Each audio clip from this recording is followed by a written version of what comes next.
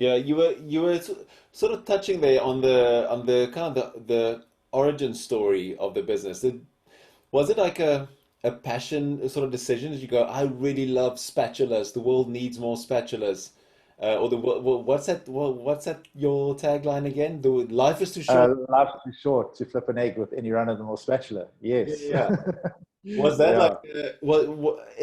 is there like a true sort of passion story behind it? Like we really love Yeah. beautiful kitchen stuff, and they're like, what's the origin story? Where did you come up with the idea?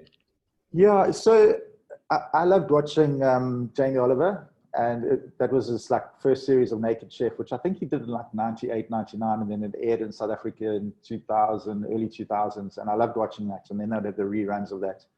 But I love the idea of like taking cooking, which was kind of traditionally pretty boring, and it had no sort of lifestyle element to it. And I loved what Jamie did, where he took cooking, and he'd make this meal, and then all his friends would come over, and there was like all of a sudden this like really cool factor to cooking.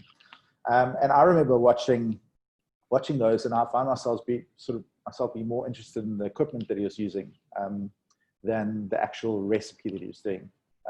So I just had this passion for kitchen stuff, and largely because I think in South Africa we weren't really exposed to sort of the international kitchen tools. Like the quality wasn't there. I mean, I grew up I had a bread knife, or those black steak knives in the kitchen growing up. That was the kitchen knife. It was like a black plastic handled steak knife. That's what you used. This idea of like a properly forged knife. Like, well, we didn't have one growing up. So I was fascinated by just the quality of the stuff that he was using. So yeah, like I guess a bit of a kitchen geek in a way. Definitely, I still am. Definitely. Yeah, I definitely know you as such, as like a little bit of a Yeah. kitchen geek. I see the stuff Yeah. that's around your house and the stuff that you lug over to our house. So Yeah. it's pretty rare to have you as a friend, and when a friend brings over not only the pizza dough but also like the pizza oven, it's like you handle.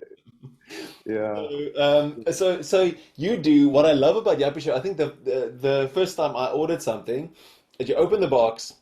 And then there's this like really cool, really pretty, also, which is important, and really cool like handwritten card, right?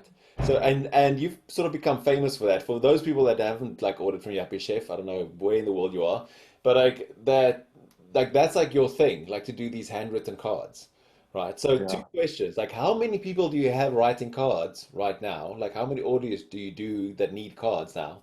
And like, where did that start? Like, was it because there were only 8 people in the beginning, and you're like, "Hey, this is so nice. Let us write them a card," or Yeah. Yeah.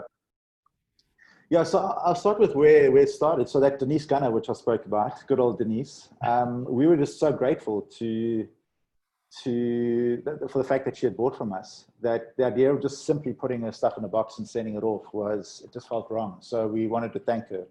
And so it literally was just an A4 piece of paper that I wrote a note on, and just thanked her, handwritten. And we stuck it in an envelope and sent it off.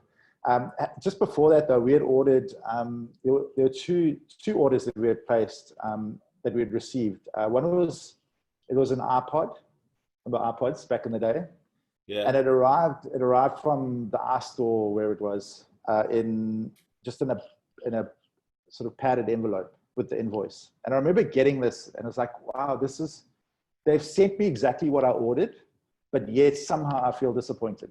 You know what I mean? Have you had that feeling? It's like, there it is. It's exactly what I ordered, but I feel a little bit disappointed. And then we ordered some laptop bag, and it also came just in the box, just the invoice. And opening this up, like, cool, but I feel a little bit disappointed. So from that day on, we said, like, how do we create an experience where somebody gets something that they've ordered, but also a little bit more? And kind of that started the process of like trying to add value to the whole packaging experience. So it was like the paper inside the box and just a little bit extra. People need a little bit of extra, just a little bit of extra love in the world, like it goes yeah. a long way. And it's so that's the one thing. So we started that tradition of writing cards. We've written over 1 million handwritten cards. And we have a full-time card writing team of currently it's 2 people. I think it's going to be 3 people soon. The whole COVID thing has complicated that a bit, because whatever the overflow was in card writing would always just go to the rest of the team. So because we haven't been on site at the office, like it's put a lot of pressure on. So we've had to scale back the number of cards we write. It used to be with every order, and now it's with every first-time customer definitely gets a card. And then, of course, like gift messaging and that sort of thing. So it's come, we still write cards. Not everybody gets a card, but you might get one on your second or your third order, depending on the availability. So it's become more of like a sort of exclusive thing. If you get the card, consider yourself lucky. Yeah. That's also, I love those cards, really cool. And you put in like a bunch of other stuff in the box as well. It's always like little magnet and some Yeah. paper and stuff. And I don't know, I was just thinking like it's something that I always say, or it's like the more high tech we become, the more high touch we need to be. Mm. And I just feel like something like that in this world that we live in now, which more Zoom calls than anything else. I mean, that's such an important thing to have something that's still like tactile and not just like you say the invoice and some bubble wrap. Like so, it's this Yeah. this unboxing experience. I know, like Yeah. sometimes also you mentioned an iPad, but I think one of the best things is like when you open a MacBook Pro, the box it smells like really great. Mm. And like that's really awesome. So the more like tactile stuff I think anybody can put into their business at this point is like Yeah. an absolute freaking Yeah. win. And So then I think as well, sorry, Pierre, I think as well, we wanted to do like this idea of there being humans on the other side of the internet, like, because the internet shopping can be quite like, it's a lot of tech and it can be quite sterile. So it's the idea that somebody's actually touched something. There's been fingerprints, handwriting. It's a person has interacted with my order. I think it makes a difference. It definitely does. yeah, yeah, for sure. And yeah, that's definitely really good. I heard like somewhere in the States, I don't know if it was Pizza Hut or something. If you order the artisanal pizza, the person that makes the pizza signs the box. So they sign the box and you get like the signed box when you order it. Yes, It's really rad. yes, I love stuff like yeah, that. I think that's just yeah. really amazing. And yeah, there's a couple of examples like that, which is really great. But like speaking of winning, like when do you at Yuppiechef celebrate? When do you celebrate? What's a win for you? On like a company level, Yeah, for or yourself and for the company, I think. Like, when do you think like when do you say to one another, "Yes, we did it. This is awesome." yeah. So it hasn't always been like this, but we try to set goals for the quarter, goals for the year. I think it's one of the entrepreneurial curses almost is like what we find is you've got to be really deliberate about celebrating because you can often forget. And it's like once you've achieved something, it's like cool, we got it, but like we still got to get there. And we definitely, between Andrew and I, we definitely struggled with not slowing down and just sort of looking around and taking the moment in. It's been way too easy for us to just move on to the next thing and not actually celebrate. So trying to be deliberate about those moments. So that could be on like a company. We have a monthly company, like company-wide. It used to be a breakfast. It happens all on Zoom. It's like a company-wide meeting. And there's certain metrics and things that we look at, which we celebrate. There's a whole range of those different things, which will be done on a team level, then on an individual team level, just trying to really take those moments. And in our wholesale business, Edison Stone, there's this tradition of champagne, and then we write on the cork what that moment is. So we've got this like jar of corks that are sort of building up with a little bit of a story on each cork as to what we were actually celebrating, so we can go back and just remember those moments. So that'll be certain targets that we've reached or certain brands that we've managed to acquire, like those kind of things. It's important, but we certainly don't do it enough. Um, Yeah, yeah. celebration is definitely, I think, definitely important. What do you, if I mean, if you think as looking back, like you should have celebrated maybe a bit more. What is like something else that you think, damn, if we just knew this from the start, like if we just did this, then that would have been better. Like I'm a type 4 on the Enneagram, so anybody that knows that, so I'm all about regret. So, like, what do you think? Like, damn, we should have known that. We should have done that. Like, I wish Yeah. we did this. Um, there is one thing, and it's pretty big. If you ever watch like Shark Tank and Dragon's Den, if you spend any time watching that, I love those shows. But It's funny because there's a number of times you've got the story where the guys come in and they pitch the business, and then the dragons or the sharks say, "So it sounds like your business is going pretty good. Like, why do you need us as investors? Because why don't you just carry on doing what you're doing?" And they're like, no, but we need your expertise, and we need to take this business to the next level, and we just don't feel like we have what it takes to do that. And at that moment, I identify with that moment 100%. It's like we don't feel we have what it takes. And that has been a huge thing. If I could go back and all the times that it felt like we had reached the end of what we were capable of doing, and then you start to look outwardly, and those are the moments you can make some really bad decisions. Those are the moments where you either maybe just take a holiday and just get some rest and not make a decision in this moment. But it's like, actually, it's you know a lot more about your business than anybody else does, and you might just need to get some advice from somebody or some help from somebody.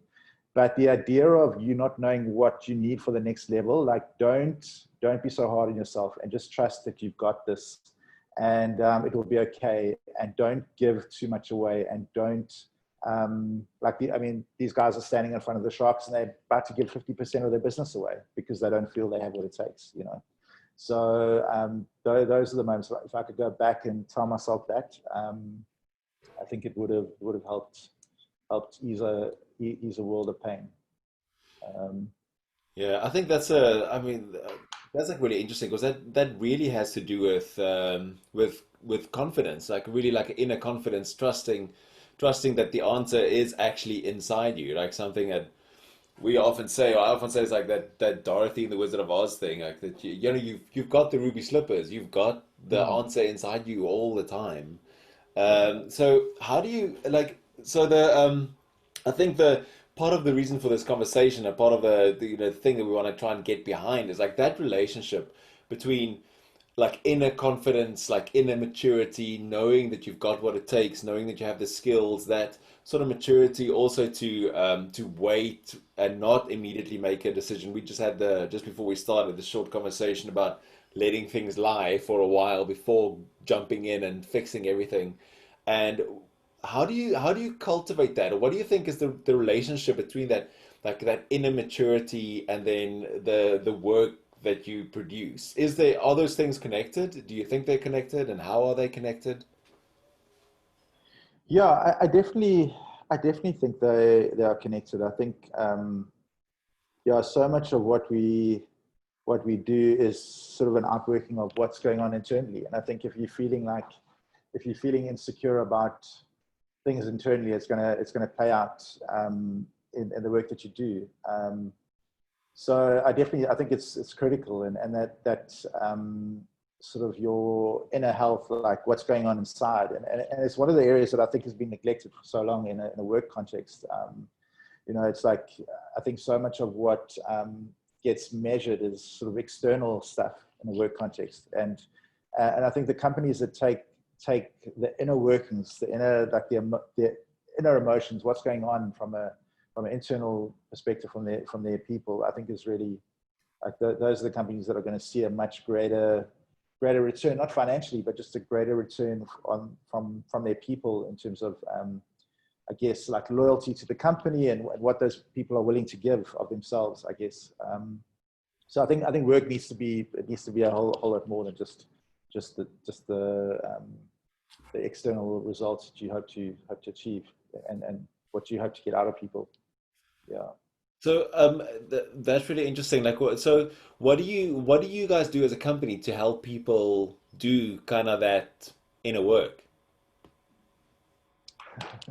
So we've got a number of things, and again, like a lot of this is like, are we happy where things are at? No, we're not. Is there room for improvement? A lot of improvement there definitely is. Like, so from a basic level of, so we've been doing the engagement score survey. It's like a Gallup thing since 2012, where we send out a the quarterly 12 questions, the Q12.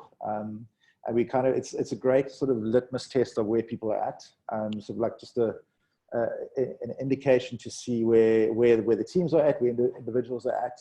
We've been tracking that since 2012, and it's quite interesting to see how directly that relates to where we were, like the health of the company. And those dark moments, we've got a few dark years in our history, like years that we really struggled. You can see how those engagement scores are related to that. So that's one of the things we do.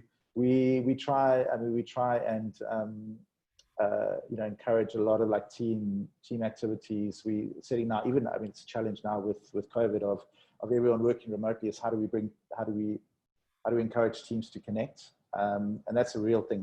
That's our next challenge is the team's ability to connect. I think Zoom has been great, but I think there's going to come a time where we have to like transition to a new place, and it's not just going to be through Zoom. I can tell you that.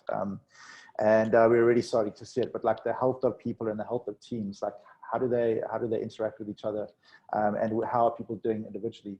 So a lot of that I think happens on a team level.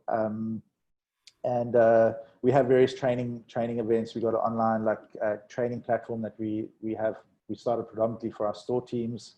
We're developing that out to be across all teams, where there's just certain kind of training modules that people can go on, and a lot of and then some like monthly leadership training. But a lot of some of those things can be quite external, but some of them are also sort of trying to deal with internal realities, and so but a work in progress, and it's a big part of the areas that we feel we need to grow in and that we need to become better at, definitely. Yeah, that sounds really cool. Like you just mentioned like some of the dark days there in your answer, and I've got a question. There's a question from Malaysia. I think it's the right way to pronounce it. I'm not sure. Please forgive me. She asks, did you ever feel like giving up, and how did you get through that? If you did. Yes. So one of the things that we like is a real value, and something that I hold like very, very close, is the idea of team. And Andrew and I started this business together. We've been working together for 20 odd years, and it's very seldom that you both have a dark day together. It's generally one of you has a dark day and the other one's going to help you sort of talk you off the ledge, So that's been a huge thing. Like the idea of doing this on my own, I just could never have done. Like I could never have done this on my own. So doing it in team, and Andrew and I spend a lot of time. We start off the week with a Monday morning. It used to be a breakfast, now it's just a Monday morning Zoom call.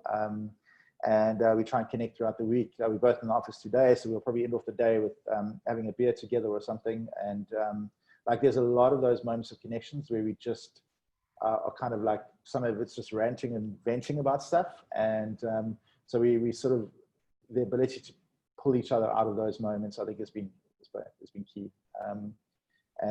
So team, I would say probably not doing it alone and having people around you, close around you, is a massive thing. It's probably the number one thing that's got us through those moments. Yeah, I mean, I think it was a couple of weeks ago, and you and I had this similar conversation about teams and partnerships and everything. And one of the things I think might be useful to everybody listening or watching is like, you told me something in the lines of, you can't do multiplication if you're just one. You need more than one in order to multiply. And like, Yeah. what is like? Here's like, I'm pretty sure there's no answer to this, but I'm going to ask it anyway. Like, what's the secret to finding the perfect business partner? Sure. I've had people ask me that because I think the reality for a lot of people, it's really difficult. I mean, Andrew and I are like so different. Those who know us, we are so different, but yet we complement each other, and like his weaknesses are my strengths and vice versa. Like we're also like 6 years apart, and it's not like we were at school together. Like it just kind of happened. And it was one of those things. I don't know how it happened, to be honest. It just sort of happened, and kind of it is what it is. But I do strongly believe in it, and the idea of like it's a natural, like you mentioned, the multiplication thing, a natural sort of, in the universe, you need more than one to multiply. Like animals, plants. It's like it's one of the universal principles, and the idea of like multiplication coming out of team is, I think, something that I really believe in. And two is better than one. Right there. There's no answer at all. It's like really, really hope and pray for the perfect partner. You open up Yeah, the rib, and then like comes a partner out of yeah, it again. yeah. I don't know how that happens. That is, in all seriousness, I think, also unfortunately, like a lot of people, we don't come from strong communities, like, like from a family perspective, but it's, families are broken. Like if you think of people by and large, like operate on their own, like they don't naturally sort of, they're not living in community. So you go back, you go back hundreds of years and you see how villages, like they were communities. And I would imagine like finding a partner in that scenario would have been easier. I would imagine, I'm guessing, and I think part of the problem is we're so fragmented as a society that it's really difficult. Like we just don't naturally have those kinds of relationships. So I mean, Andrew and I, we were at church together. So we went to the same church. I guess that was like that was a community that we found each other in. So I do believe in like communities being a part of that, being the first step maybe. But yeah, it's not like there's a book about it. And I know there's a lot of people, that some people say don't have a partner because they've had such bad experiences about business partners, and you hear the horror stories. But yeah, I don't know. I think it's important. I just don't know, like, give it some more thought. Yeah, really fun one. That's an interesting one. There's a question from Louis there in the comments, which kind of leads us into the next kind of sort of topic as well. But like speaking on habits, principles, and in Palaestra we talk about a lot about practices. I mean, that's what we try and do together in community, as you said, because community is so important when you keep one another sort of accountable and say, let's do this week. We're going to do this together. We can do that together. So, what are the practices and things, habits, practice, principles that you found most useful? What do you treasure in your life, like kind of baseline practices? Yeah, it's such a. I mean, one of the things I definitely didn't feel like I had enough practices, which is why I joined this amazing community. Yeah, try and develop some of Good, those. good. But there are. I mean, I was thinking about, because I think sometimes practices you think it's got to be like this thing of like my daily meditation practice, which I'm pretty rubbish at meditating. And I've tried, and that's certainly still like a work in progress. But there are certain things like one of my practices, and I don't know how, is the idea of pottering, right? Pottering. Yeah, tell me more. And creating. I've got to have space between waking up and my first event of the day, whether it's a meeting or I'm traveling somewhere. I've got to have enough space to potter, and that's enough space to not be rushed. It's critical. I don't want to be rushed. I can't just wake up, get dressed, rush off. It's got to be, there's certain things. I've got to go, it's got to have coffee. I've got to have a bit of space. I've got to have some time to read. I've got to, like, so the idea of just knocking around without being rushed. And then, okay, it's time that I leave now. And I can leave to the day is absolutely critical. And it was quite fascinating because I think Jeff Bezos talked about it, his pottering. I was like, oh, that's amazing, because that's exactly what I absolutely value that. So it was so cool to see somebody else like just validating that as a key sort of practice. He didn't call it a practice, but it's something that you're doing deliberately to try and create a bit of, I guess, margin in your life before your day actually starts. So that's been really key, and something I'm doing. Obviously, like exercise, so 3 times a week. It used to be, so strength training is now done over Zoom, which is fine. So that started a whole, I guess, a lot more. It feels a lot closer to home now. It's like it's a practice that happens, and that's critical. So an hour of exercise, strength training, then I go out for a run, and I've grown. I used to hate exercise. I've actually grown to really enjoy it and value it, and value it enough not to just give it a skip on the days that are difficult, but to actually reschedule that time. If I can't do it in the morning, then maybe do it in the afternoon, to just really hold it to be something that's sacred, as opposed to just something that you hate doing and want to try and fob off at any moment. So it's really important.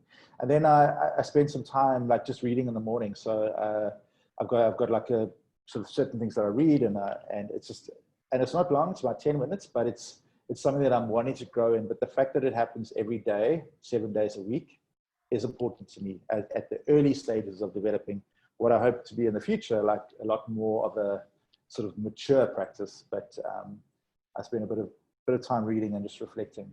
Yeah. Yeah, that's really cool. What's your all-time favorite book? If you had to recommend one book.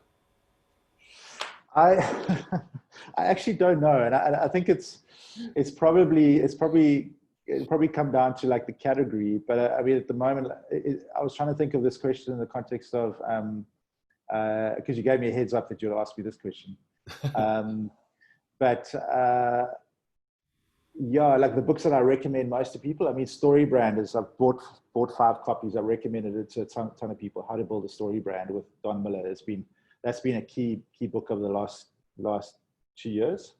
And yeah, probably I remember a time like Tipping Point. I really loved Malcolm Gladwell, Tipping Point. But yeah, I'm actually not a massive reader. I go through seasons of reading. I don't spend a lot of time reading on a daily basis, but I go through seasons of reading a lot and then reading not so much. But yeah, I couldn't come down to one particular. What? Just to just one. Yeah, just to one, to be honest. It's cool, dude. Disappointing. Not at all. Story brand is great. I love Donald Miller. I mean, obviously I do the storytelling stuff too, and Yeah, yeah, Donald Miller is great. Like I think one of my favorite books is that the Blue Like Jazz, which I've yes. given to so many people. Like I've bought so many copies because I always give my copy away. I love that book. So he's great, just in general. It's awesome. And next one, favorite quote. I love quotes. Always like giving people quotes. What quotes are floating around your head at the moment? Um, it's I think my all-time favorite is done is better than perfect. Um, Simple, Done is better than better perfect. than yeah, yeah. Who is that? Where's that from? It's just like a I max. have no idea. I have no idea. Um, but that's the one that I relate to the most. Done is better than perfect. That's really cool. I like that. That's Yeah, I'm yeah. putting it down as well. And I guess it comes down to particularly in the creative sense where you and I'm definitely a perfectionist in the sense that there's certain things that I absolutely stress about being absolutely perfect, and it can become so restrictive because unless it's perfect, you actually don't get it done. So even some of the presentations that I do, I deliberately try and make it not perfect, just get it done, just because I know that I could spend so much time fiddling around from a design point of view. I was like, actually, I'm going to adopt a non-perfect view on this. It's going to be fine. I'm just going to put it out there and deliberately try and not make it perfect, just to train myself to not be stressing on that level. Yeah, that's actually a really good point because I mean, my wife is she's always joking at me because I can spend hours and hours on a website, like tweaking the font, tweaking this, like putting that thing there, and instead of just getting it done and moving on to the next thing. Yeah, yeah. That's actually really helpful. I really like that. I think that's definitely something for me at least. Then I wrote here like as one of the last questions, what is your go-to practice? You can maybe say like, what is your go-to practice in when things get really tough? Do you have something that you do to deal with like immediate stress, anxiety? Yeah. I I really love like emotional music, like just sort of almost like score, movie scores, right? Oh You know, yeah, like, and I'll go if I'm feeling really really stressed, I'll just go and like just listen to a whole lot of really emotional music. that's like which soundtrack? Gladiator. It's probably it's stuff that I'll find on Spotify or whatever. It's just like I'll go through seasons where I just find like emotional music that's just like some kind of adventure or just some kind of build of emotion. Like it's just something that it brings a lot of relief for whatever reason. That's my moment of vulnerability right there. Yeah. It's emotional vulnerability. Yeah. I see Yeah. Kurt there is asking like, is it like Enya? Do you listen to Enya? I know India, and I've listened to India in the past, but no, it's probably it's proper like movie score stuff. Movie, like The Mission. Yeah, yeah. Maybe I'll post. I'll find. I'll put a playlist together, Spotify playlist, and post it on the Facebook group. Yeah, post Uh, on the group. That'd be yeah, really cool. yeah, Braveheart, yeah, Braveheart, Metallica. There's a bunch of comments coming up in the yeah. group.